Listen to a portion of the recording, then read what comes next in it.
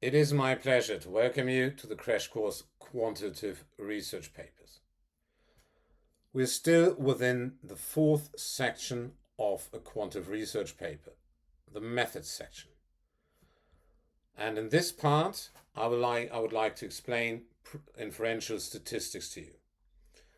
I will try to make the principle that underlies inferential statistics clear. In other words, explain how inferential statistics in its essence work, give you an overview of the main inferential statistical tests, and explain a few of these in more detail. First, let's jump into the principle of inferential statistics. What inferential statistics do? They tell you if an effect is significant or not. That is the result of inferential statistics. Do we have a significant or a non-significant effect? If an effect is significant, that means there's no coincidence. In common language, there's actually an effect. Group A has a higher income than Group B. That is significant. That is actually there, for instance. Or it tells you, no, there's no significant effect.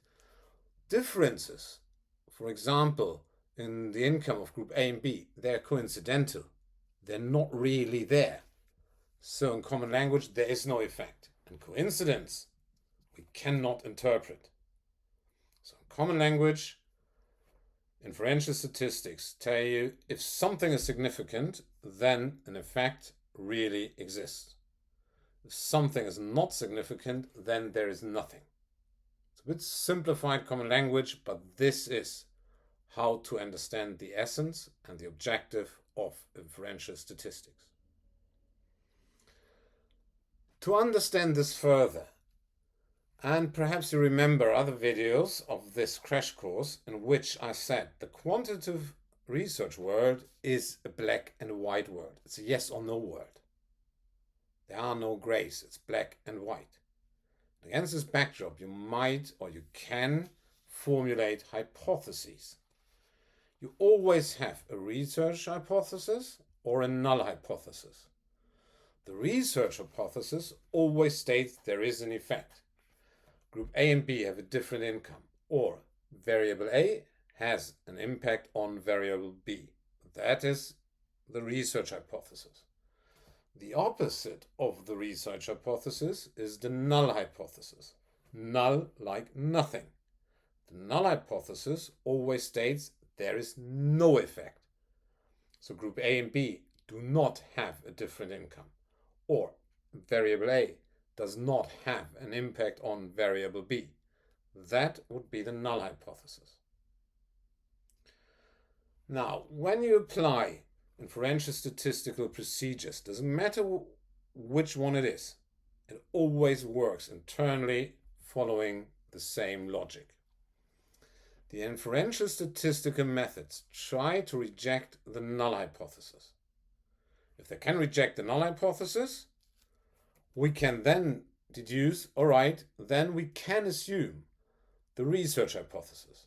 Of course, if they don't reject the null hypothesis, we cannot assume the research hypothesis. So inferential statistics always try to reject the null hypothesis. The result that you get out of all of these procedures is the p-value. The p-value has values ranges from 0 to 1. And it indicates the probability that the null hypothesis holds true if we were to reject the null hypothesis. So statistically, or hardcore, statistically speaking, is probably not quite correct what I'm telling you now, but that makes what I think easier to understand. If you turn around the null hypothesis from 0 to 1, if you have a null hypothesis of 0.05, you can also say with a probability of 0.95, or in other words 95%, I'm right saying that an effect exists. And statistically, not 100% clear, but I hope that makes it clear. Turn the p-value around, use the difference up to 1, and then you can say, this is my probability that I'm right. Or in other words, the p-value itself, a p-value of 0.05, will tell you the probability with which you're wrong when stating the research hypothesis. It is commonly agreed on some significance levels that if the p-value is more than 0.05, you say it's significant, and you have other higher levels or degrees of significance, 0.01 or 0.001. And what you do in all the procedures, you first look at the p-value.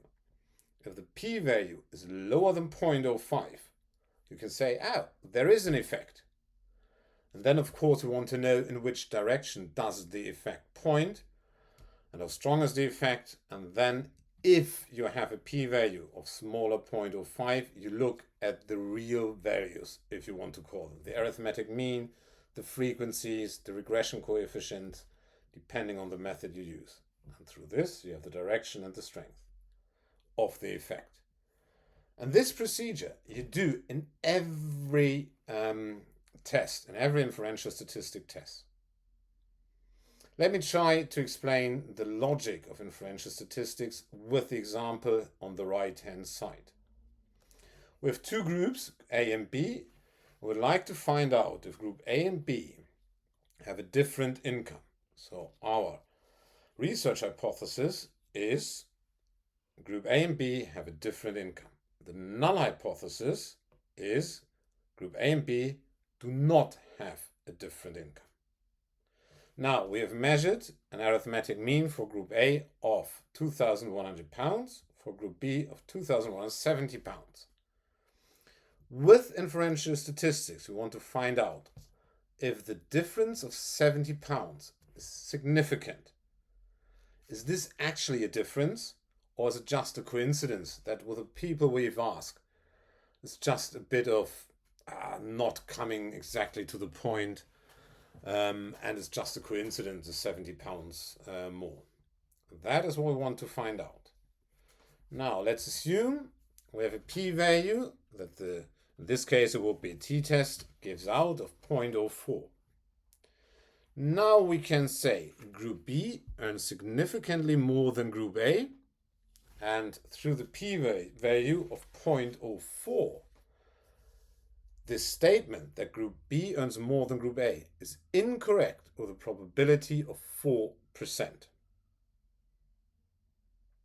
With this, I hope I could give you an understanding of what lies underneath or at the core of each and every inferential statistics procedure.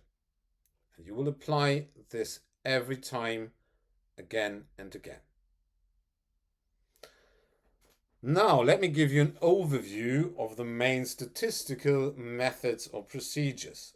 Before I do this, I have to come back to the scales of measurement. Perhaps you've watched the video lecture that's just dedicated scales of measurement already.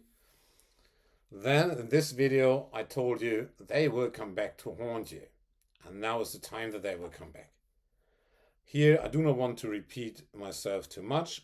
Relatively quickly. You need to distinguish for inferential statistics between categorical and metric scale of measurement. Categorical, everything you can put into boxes, categories, and metric, everything you put numbers on. Furthermore, I need to introduce you to the concept of independent and dependent variable. Not in all, but in most of statistical tests, you have an independent variable and a dependent variable.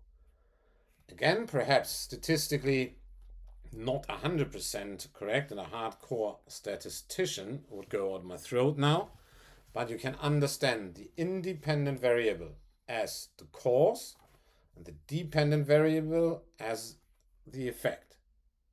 So what effect does the independent variable have on the dependent variable. You look at both variables and what scale of measurements they're on. Are they categorical or metric? Categorical or metric for the independent variable and the dependent variable. So we look first at the chi-square test. For instance, we have gender, and to keep it simple, we assume we have female and male, and want to know if the gender has an effect on the preferred color. Gender I can put into boxes, I can't put numbers on. That's categorical. Preferred color, blue, red, green, it's the same. I can put into boxes. Both is categorical. And then we use the chi-square test. Again, let's take a categorical independent variable and again gender. Sort of a classic in the recent decades. We have male, female, and the dependent variable, that might be the income. And we might ask ourselves, does the gender have an impact on the income? Or in other words, do men and women have a different income? Income is a metric variable, gender, men, woman is a categorical variable. If I do this, I use a t-test. But a t-test can only be applied if you have two groups. If you have three groups or more, you will need to use an ANOVA. ANOVA is analysis of variances. For instance, do the inhabitants of England, Scotland, Wales, and Northern Ireland have a different income? That's four groups. And then we can't use a t-test, we use the analysis of variances. Sometimes you might have two metric variables on the independent side and on the dependent side. For instance, the question, what effect does the advertising budget have on sales? Advertising budget is metric and sales is also a metric variable. In this case, you would use a regression. But not always. You can create such a clear cause-effect relationship. Sometimes there might be just a correlation and association, but you cannot determine what is the cause, what is the effect. It's an interdependent relationship. Then you use a correlation. For instance, a person likes television channel A and B. We cannot say that because someone likes A, he also likes B, or the other way around. But we might be interested. When someone likes A, does he like B? Or when someone likes B, does he also like A? Then use a correlation. You see here more tests and statistics, and they're even more than just written here. But these are the main, and they will get you quite far. And these are also the tests that I will explain here so that you get a deeper understanding. I will start with the chi-square test, and I will go a bit more in detail with this test in comparison to the others, so that to again make clear the principle of inferential statistics. The chi-square test is to test if two categorical variables are in a dependent relationship. And for the example I will use, and I've given you before, you can take, do men and women have a different preferred color? Two categorical variables, and is there a relationship? Steps of the analysis, I've said before, it will be always the same. First, look at the p-value. If the p-value is smaller 0.05, then your results are significant, meaning in common language, there is really an effect.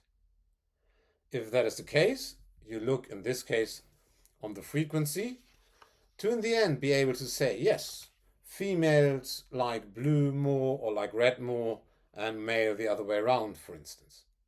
So you do not only want to know, yeah, there's an effect, you also want to know how does the effect look. Let me explain this by using numbers. So assume we have conducted a survey with 100 participants. 50 of those were female, 50 were male. 50 of our participants said blue is my preferred color and 50 said red is my preferred color. Now, what I've told you earlier, inferential statistics try to reject the null hypothesis. In this case, the chi-square test will at first calculate how would a perfect null hypothesis situation look like. So how would a situation look like if there was completely nothing? If there was no difference whatsoever between male and female with regard to the preferred color. In this example, one can probably intuitively see that the situation in which there's no difference between men and women with regard to the color, preferred color, in each quadrant there must be 25. 25 women must say blue is my preferred color, 25 must say red, and for the men the same, 25 must say blue is my preferred color, 25 must say red. Here you probably can see this intuitively. You can also calculate this. That would be column sum times row sum divided by the numbers of observations. 50 times 50 is 2,500. Divided by 100 is 25. Now these are the expected values. The expected values if there was no difference whatsoever. Now you've actually measured values through your study. Let's assume you've measured 15 women said blue is my preferred color, 35 said red. On the side of the men, 35 said blue is my preferred color and 15 said red is my preferred color. The p-value you would get with this is 0.000147. That p-value is smaller 0.05, it's even smaller 0.01, and even smaller 0.001. So that is highly significant, the effect. Now we can say that men and women have a different preferred color. And you can think of this in this way. If you were to say men and women have a different preferred color, then you would be wrong with a probability of 0.01447%. This probability is so small that it's actually fair enough that we interpret this effect. You can also understand this from another perspective. The chi-square test first came out with the expected distribution when there is no difference whatsoever. And our measured values, 15, 35, 35, 15, they are far away enough from the expected no difference values so that there's actually an effect, that the effect is significant. Let's look at another case. Again, 100 participants, 50 female, 50 male, 50 said blue, 50 said red. Expected value, when there's no difference, 25 again. Now let's assume we've measured 24 women said blue is my preferred color, 26 said red, and on the men's side the other way around, 26 said blue and 24 said red. Now the p-value is 0.8415. If you now say men and women have a different preferred color, you would be wrong with a probability of 84.15%. And this probability, quite obviously, is way too high to make this statement. And here you can also understand 24 to 25, 26 to 25. the measured numbers are too close to the expected values to say there is actually an effect, to come up with significance. I hope that through a bit more extensive explanation of the chi-square test, that inferential statistics are now how it works or how they work absolutely clear. Of course, in nearly all of the other tests, it will be exactly the same what you're doing. And with this in mind, let's come to the next test, the t-test. The t-test looks at two groups and tests if a variable on a metric scale differs between these two groups. So the two groups differ in a metric variable. Or in other words, does a categorical variable of two groups affect a metric variable? Like the example I've shown you before. We want to see if group A and B have a different income. And again, if assuming we get a p-value of 0.05 out, we can now say in our example here, group B earns significantly more than group A, and with a probability of 4%, we are wrong with the statement. Now with the t-test, you have several approaches. You have the independent sample t-test. That is arguably the test that is used most. So that is comparing two groups. You might also find a paired sample t-test. That is normally used measuring one variable at different points in time with one group. For instance, you measure the intelligence of pupils who just enter school, and when they leave school, you measure their intelligence again with the same identical people. Then you use the paired sample t-test. And finally, I never came across this in academic research, but theoretically you can also use one sample t-test. Then you have a fixed value and you want to test if the arithmetic mean in one group differs significantly from this value. For instance, for whatever reasons, you say the average age in this group should be 30 years. And then you check if the average age in the group is significantly different from your 30 years that you have set out. And here again, it is the same principle.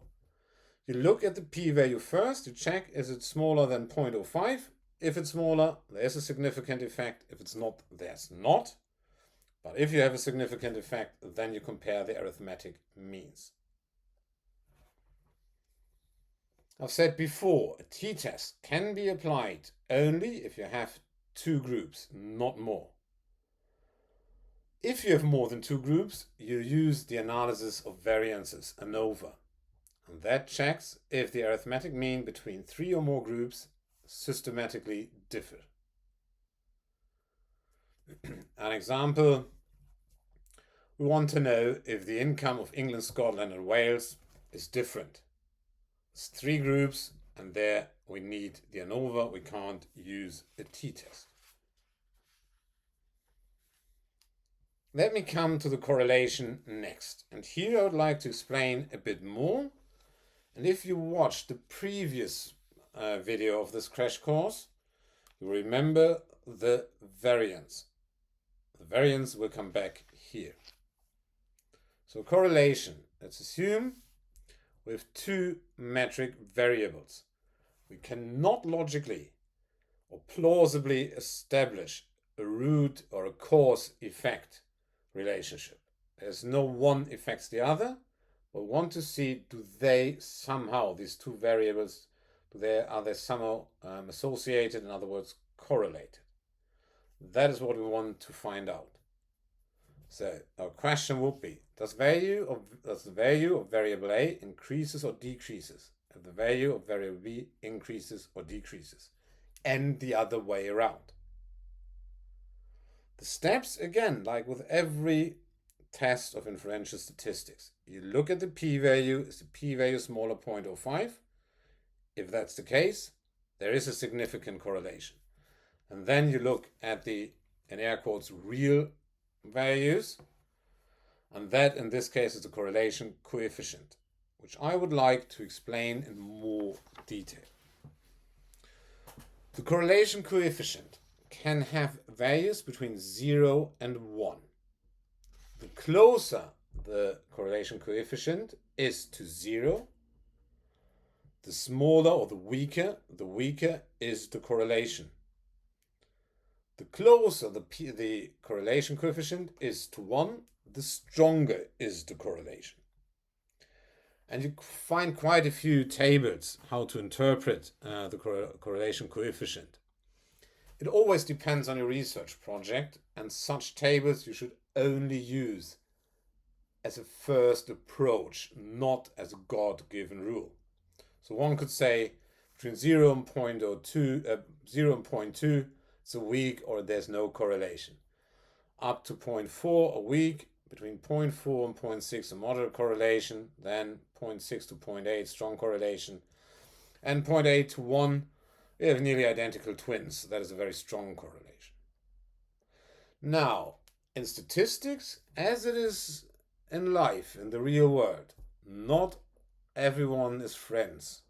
So we're not all friends with every other human being in this world. We have our friends. We're going together through the world. But possibly there are also some people you do not like too much. You go in different directions. You would ask your friends to go to dinner with or have a lunch break together. But the guys you do not like, or even your enemies, you probably not ask and go to a different restaurant. The same is with the correlation coefficient and the correlation between two variables. They might be positively correlated. The association goes in the same direction, like with your friends, or the correlation coefficient might be negative. That means they're going in different, opposite direction, like you and your enemies. You're not going to share a lovely weekend together. And how this correlation coefficient is calculated, and what's the principle behind this, I would like to explain here. We have two variables, x and y. Let's assume they're television channels, channel A and channel B.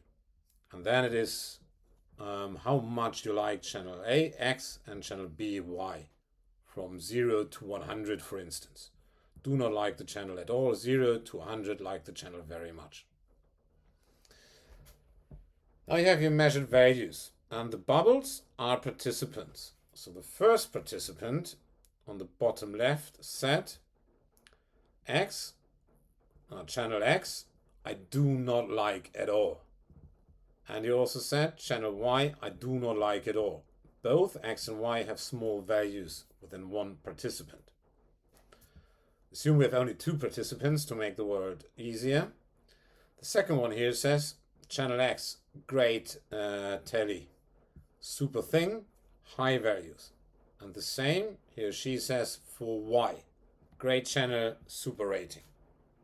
And there is some correlation, some association. Again, here we can see this fairly simply just looking at the two dots. But if you have more data, it becomes increasingly difficult. Again, we want to have an indicator that tells us how strong is the correlation, the association. And that is the correlation coefficient. To calculate the correlation coefficient, first of all, we calculate the arithmetic means. The arithmetic mean of x, all the ratings on the x-axis, and the arithmetic mean of all the ratings on the y-axis. Next step is calculating the covariance. Covariance is the shared dispersion of two variables. To this end, we look at how the measured value compares to the arithmetic means. And that is measured value minus arithmetic mean of x, measured value of y minus arithmetic mean of y. And this is the equation. So measured value x minus average x times measured value y minus average y. We do this for all participants. Sum them up and divide the sum by the number of observations, by the number of participants. Then we have the covariance. You can understand the covariance as the two variables having a shared way through life or going together through life. Like I used the example or the analogy before. Like you and your friends, you're going to dinner, going to a lunch break, playing football together, or whatever you're doing together. It's a shared life together. But these shared life, in this case in statistical covariance, can explode with the numbers. We cannot say when do we have a strong or a weak covariance. We need to norm our covariance. There the variance comes back into play. I explained the variance in the previous video of this crash course. The variance is the dispersion of one variable. What we can do now is divide the covariance by the total variance of our data, which is the variance of x and y, and then we come to values between 1 and 0. That is the correlation coefficient. Correlation coefficient tells you the ratio of the shared dispersion, covariance, to the total dispersion. In other words, the shared life between x and y divided by the overall full life of x and y, that is a correlation coefficient. Or you can think of your beloved partner. You spend much time with your beloved partner, at least that is the idea of a partnership, and it's very high quality time. But you do not spend all of your time with your beloved partner. You go to work, you meet your mates in a pub, there are other things you do. And then you can say the covariance is the time and the life you share with your beloved partner, whilst in the denominator is the total life that you and your partner have. The shared dispersion divided by the total dispersion, that is the definition of the correlation coefficient. Now, the correlation coefficient can have positive and negative values. Here we have a positive value.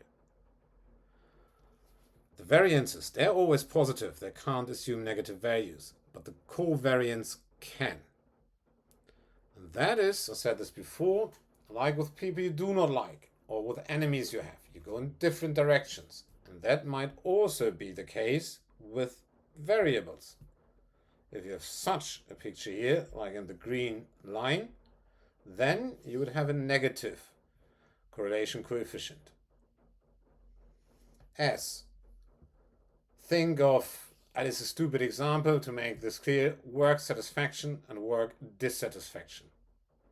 You cannot say work satisfaction influences work dissatisfaction, or work dissatisfaction solely influences work satisfaction. So let's say X is work satisfaction, Y is work dissatisfaction. So my work satisfaction is very poor on the x-axis. Normally then my work dissatisfaction is very high. And on the other hand, my work satisfaction is great on the x-axis, and my work dissatisfaction is very weak on the y-axis. There you would have a negative correlation. I hope I could make clear what a correlation is. Now we're coming to the regression analysis. Here, in contrast to the correlation analysis, you can clearly state out of logic, plausibility, that one variable has an effect on another variable. These variables must be of metric nature. You have a simple regression, one independent variable affects one dependent variable, but you might also have a multiple regression in which multiple independent variables affect one dependent variable. I will explain the regression analysis using a simple regression because that makes it easier drawing graphics. The overall objective of your regression analysis is to come up with an equation, a model that is y equals a plus b times x. You can also see on the figure on the right hand side, our objective is to come up with an equation with a model which is y equals a plus b times x. Y is the dependent variable, x is the independent variable. For instance, we want to find out what effect does the advertising budget have on sales. So then on the x-axis we have the advertising budget. What do we put in? 10,000, 20, 30, 40, 50 and so on thousand pounds. And then as the sales, how many numbers of our product or units of our product we can sell. That is on the y-axis.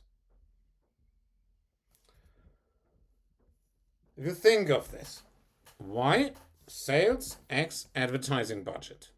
Now, if we do not invest anything in advertising, we probably will sell some things, some units anyway. That is A.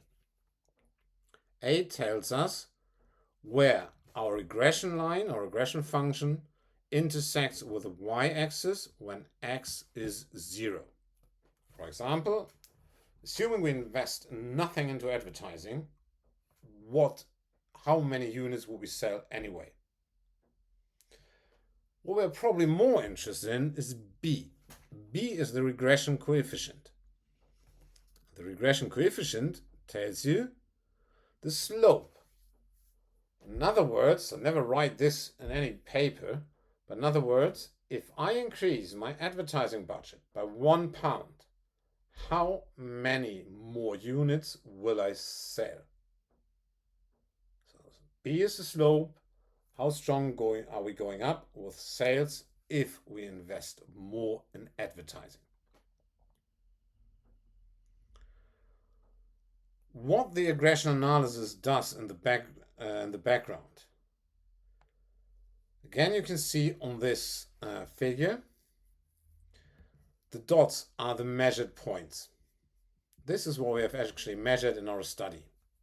Now you can think of some tiny homunculus sits in your laptop with a ruler, and first it draws up this scatter plot and then takes the ruler and puts it through the points, through the measured points, so that the line is the closest to all of the points.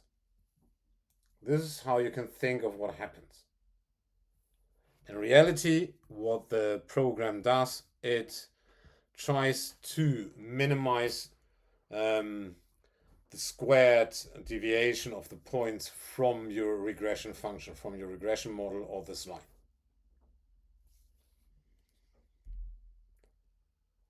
What do you do in the analysis? As usual, there's no surprise. You look at the p-value. Is the p-value smaller 0.05, 0.01, 0.001, then you have significant effects. Then you can say X significantly impacts Y. You want to see how strong this effect is. And for this, you look at the regression coefficient. Here you have to do a third step, and that is looking at R squared. R squared gives you explanatory power of your regression model. The right definition, statistically right definition, is R squared is the proportion of the variance of the dependent variable that can be explained by the independent variables. In an earlier video, I said that the dispersion, and the variance is a measure of this, is a word in statistics. And our total word here with the regression analysis are the dots that you see here. So if we would like to understand every detail of our statistical world here, we have to look at every point of this regression, of this analysis, every point of this measurement of these results. Through our regression function, through a model, a line that goes through these points, we have simplified the world, and therefore we cannot explain everything. Therefore, R squared tells us, in common language, how much of the world can we explain with our function or equation y equals a plus b times x. How much can we explain of all of the world? And then in statistical terms, R squared, the proportional variance of the dependent variable that can be explained by the independent variables. And also here, the regression analysis, the regression coefficients can be positive. The more I invest in x, the more I get out on y. But they also might be negative. The higher x gets, the lower y gets. It goes in both directions. I hope I could give you a bit more than a basic understanding of what you have to do in the method section and how statistics work. And the next part of this crash course, we're looking at the results section, how to report the results you found through these methods I have explained in the previous parts of this crash course. Until we meet again in the results section, I wish you all the best, and it is bye-bye for now.